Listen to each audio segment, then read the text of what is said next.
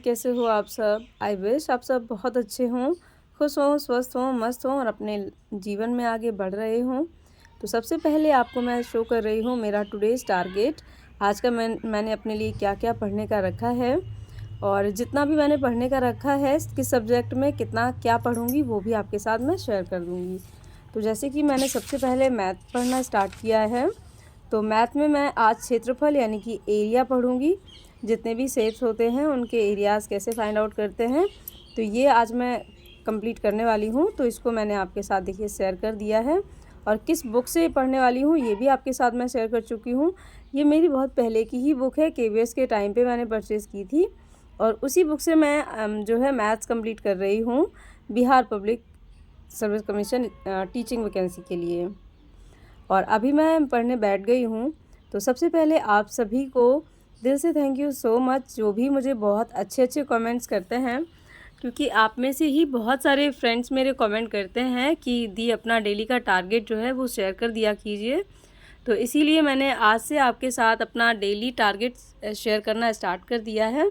तो आप भी इसको फॉलो कर सकते हैं और इसके अकॉर्डिंग मॉडरेट भी कर सकते हैं। जो भी आपको सूटेबल लगे, आप जो भी पढ़ना चाहते हैं वो, या फिर आप चाहें तो कमेंट करिएगा, तो फिर मैं टॉपिक्स भी ऐड कर दिया करूँगी जो भी टॉपिक पढ़ेंगे, क्योंकि बहुत ज़्यादा टॉपिक पढ़ने की ज़रूरत है, अब बहुत कम समय बचा है।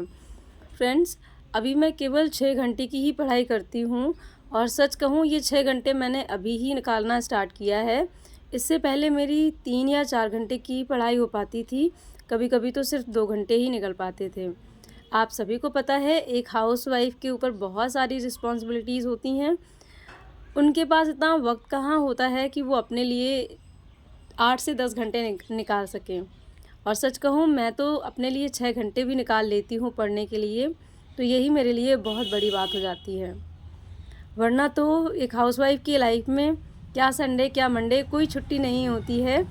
हफ्ते में सारे दिन, महीने के सभी डेट्स और साल भर, सालों साल लगातार काम चलते ही रहते हैं। काम घटने का कभी नाम नहीं लेते हैं, बढ़ चाहे जितने जाएँ। तो ऐसे ही मेरे साथ है। तो अभी मैंने इस टाइम पे थोड़ी बहुत अपने हस्बैंड की हेल्प लेना स्टार्ट किया है, जिसकी मदद से मैं इतना टाइम जो है निकाल पाती हूँ।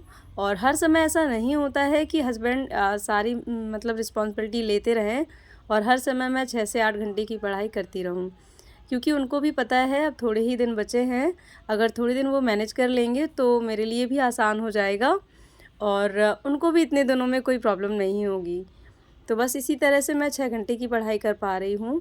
और अभी मैंने जो है जो भी मेरे हस्बैंड ने मुझे कल क्वेश्चंस मैथ के समझाए थे, उसी की प्रैक्टिस कर रही हूँ। और आज मैं सुबह जल्दी नहीं जग पाई थी। उसका रीज़न ये है कि सिर में मेरे अचानक से बहुत ज़्यादा दर्द होने लगा था जब मैं सुबह जगी थी। तो फिर मैंने सोचा अगर थोड़ा-सा रेस्ट कर लेते हैं, तो पूरा दिन पढ़ाई करने के लिए आसानी हो जाएगी, वरना सिर दर्द जो है पूरा दिन करता ही रहेगा और फिर पूरे दिन की पढ़ाई जो है वो डिस्टर्ब होगी। और बहुत ज़्यादा मेडिसिन्स लेना मैं पसंद नहीं करती हूँ, तो क्योंकि अपनी बॉडी अपने अकॉर्डिंग ढालना चाहिए। तो अगर मैं थोड़ा-सा रेस्ट कर लेती हूँ तो मुझे पता चल जाता है कि मेरा सिर दर्द सही हो जाएगा। तो बस मैंने जो है थोड़ा-सा रेस्ट किया, उसके बाद जो है फिर मैंने सुबह जब यशवी स्कूल चली गई थी, उसके बाद मैथ्स जो है स्टार्ट की थी कंप्लीट करना। तो ये मैं अभी पढ़ लूँगी लगभग 1.5 घंटे और फिर बचा हुआ आधा घंटा शाम को मैं पढ़ूँगी। तो मेरे हस्बैंड वहाँ पर मुझे फिर से क्वेश्चंस जो है समझा देंगे नेक्स्ट डे के लिए। और पढ़ाई करने के बाद जैसे ही मैंने अपना दिन स्टार्ट किया, आज सच में आप बिलीव नहीं करोगे, बहुत बुरा दिन गया मेरा आज का। तो सबसे पहले मुझसे जो नुकसान हुआ वो ये आप देख सकते हैं, दूध गर्म करने के बाद जैसे ही दूध को मैं अलमारी में रखने वाली थी, तो सारा दूध गिर गया और फैल गया, कुछ भी नहीं बचा, बिल्कुल भी नहीं बचा। और इस चीज़ को लेके मैं बहुत देर तक अफ़सोस करती रही कि कैसे मुझसे फैल गया, क्या असावधानी मुझसे हो गई और ये दूध मुझसे इतने ऐसे फैला कि बिल्कुल भी नहीं बचा, बिल्कुल भी। और फिर मैं सोचती-सोचती बैठी ही थी, तो मेरे हस्बैंड ने मुझे समझाया कि अब जो हो गया है तो हो गया है, क्या फ़र्क पड़ता है। अगर तुम दूध के हिसाब से देखोगी तो तुम्हें लगेगा कि हाँ, पूरा दूध फैल गया है, और अगर पैसे के हिसाब से देखोगी तो मतलब उतना नुकसान नहीं है, 30-40 रुपए का नुकसान है। तो इस तरह से समझा करो। और फिर बहुत उनके समझाने पर फिर मैं भी मान गई, और मानना तो था ही क्योंकि इसके अलावा कोई ऑप्शन नहीं था, क्योंकि उसका कुछ किया नहीं जा सकता था। फिर बचा हुआ दूध मैंने जो है थाली में ही भर लिया था, और फिर सोचा कि कम से कम वो कुत्तों के ही पेट में चला जाए। तो फिर कुत्ते जो बाहर रहते हैं गली में, तो उन्हीं को दे दिया था, तो उनने खा लिया था। कहते हैं दाने दाने में खाने वाले का नाम होता है। तो शायद आज का दूध जो है हम लोगों के हिस्से में नहीं था, इसीलिए गिरकर फैल गया। बस इसी तरह की कुछ तसल्ली करनी पड़ती है, अदरवाइज़ तो रिग्रेशन तो रह ही जाता है मन में। और फिर इसके बाद मैंने अपना स्टडी स्लॉट सेकंड स्टार्ट किया। तो अभी देख रहे हैं आप 3 बज चुका है, और ये एक और बुक है जो भाग 3 है। और मेरे हस्बैंड ने ये ऑर्डर कर दी थी, मुझे इसके बारे में सच में नहीं पता था, और इसको मैं आपके साथ शेयर कर रही हूँ। तो इसका जो फर्स्ट और सेकंड चैप्टर है साइंस में, मुझे यही आज पढ़ना है। और इसका जो मटेरियल है, बहुत कम इसमें मटेरियल है, और वैसे ठीक है, एनसीईआरटी बुक का सार है इसमें, लेकिन उतनी अच्छी बुक मुझे नहीं लगी ये, क्योंकि ना तो इसमें बहुत अच्छे मैथ के क्वेश्चन हैं और ना ही बहुत ज़्यादा साइंस का कुछ मटेरियल है। इससे अच्छी तो एनसीईआरटी एससीईआरटी जो सार संकलन मैंने ली है वो अच्छी बुक है। पर हाँ, इससे ये है कि एक जो है चैप्टर वाइज मिल जाता है कि हाँ कौन से चैप्टर को टच करना है। फिर मैंने साइंस के लिए इसी बुक से पढ़ना स्टार्ट कर दिया था, क्योंकि मेन सब्जेक्ट के लिए साइंस को मुझे थोड़ा सा डिटेल में भी पढ़ना है। और इस बुक में एक टॉपिक वाइज है, तो टॉपिक एटलीस्ट पता तो चल रहे हैं कि कौन से टॉपिक को मुझे अभी पढ़ना है। और फ्रेंड्स, सच बताऊं, आज जब मुझसे दूध फैला था तो उसका रिग्रेशन चल ही रहा था मन में, ठीक से मैं संभल भी नहीं पाई थी, उसको भूल भी नहीं पाई थी। और इतना बड़ा फिर मुझसे एक और नुकसान हुआ, जिसके बारे में आपको आगे अभी बताऊंगी, कि आप सुनकर सच में दंग रह जाएंगे। और इतना बड़ा नुकसान मुझसे हो गया कि मैं पूरा दिन परेशान रही, और जो मैंने 6 घंटे की पढ़ाई का रखा था टारगेट, वो 5 घंटे ही कंप्लीट हो पाया था। और फिर वो लास्ट का 1 घंटा मैंने पढ़ा तो सही, पर मन नहीं लगा मेरा, सच बता रही हूँ आपको।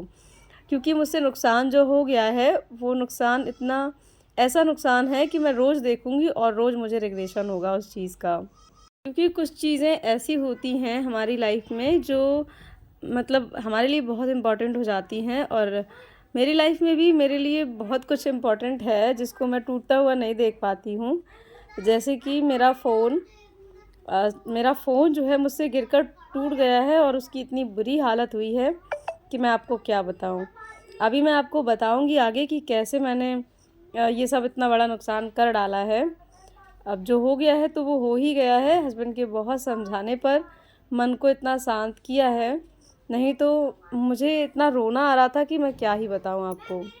फिर साइंस की स्टडी कंप्लीट करने के बाद 1 घंटे ही मैंने साइंस को दिया था, और उसके बाद फिर यहाँ पर देखिए आप यशवी को यशवी की क्रिएटिविटी, वाटर कलर यशवी ने अपने लिए मंगाए थे, तो उसी से जो दिए होते हैं मिट्टी के, जो दीपावली के बाद बच गए थे, उसी में क्रिएटिविटी कर रही हैं कलर करके। जब दिया कंपटीशन हुआ था इनके स्कूल में दीपावली से पहले, तब यशवी को कोई आइडिया नहीं था कि दिया कंपटीशन में करते क्या हैं। फिर जब स्कूल जाके उन्होंने सीखा तो वही प्रैक्टिकल जो है घर पे कर रही हैं, और सच में बहुत अच्छे से कलर किए थे। और इसको मैं आपको कंप्लीट करके नहीं दिखा पाई थी, क्योंकि मैंने इतना ही शूट किया था, और सच में यशवी ने बाद में बहुत अच्छा कलर किया था। और इसके बाद यहाँ मैं मिल रही हूँ आपसे डायरेक्टली अपनी रात की स्टडी में। और एक और जो नुकसान हुआ है वो भी आपको भी बताऊंगी क्या हुआ है। वो तो इतना भयंकर और बहुत बड़ा नुकसान हो गया मुझसे कि मैं क्या ही बताऊं। पर अभी मैं एनसीईआरटी सार संकलन से हिस्ट्री और ज्योग्राफी दोनों के लिए 1-1 घंटे की पढ़ाई करूंगी। कोशिश करूंगी कि पूरा 1-1 घंटा मैं पढूं दोनों को ही, ताकि ज़्यादा से ज़्यादा कंप्लीट हो सके। और जितना मैं कंप्लीट करते जा रही हूँ उसको मैं टिक मार्क लगाते जा रही हूँ, ताकि मुझे भी एक आइडिया रहे कि कितना मुझे और फास्ट पढ़ना है, ताकि मैं जल्दी से जल्दी इसको कंप्लीट कर लूँ। और जो दूसरा नुकसान मुझसे हुआ आज, उसके बारे में आपको बताती हूँ।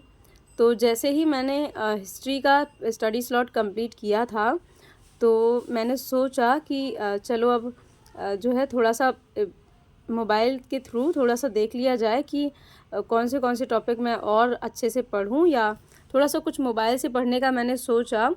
तो जैसे ही मोबाइल उठाया और फिर इसके बाद वो मोबाइल मेरे हाथ से पता नहीं कैसे अचानक से ऐसे छूटा कि वो गिर गया नीचे।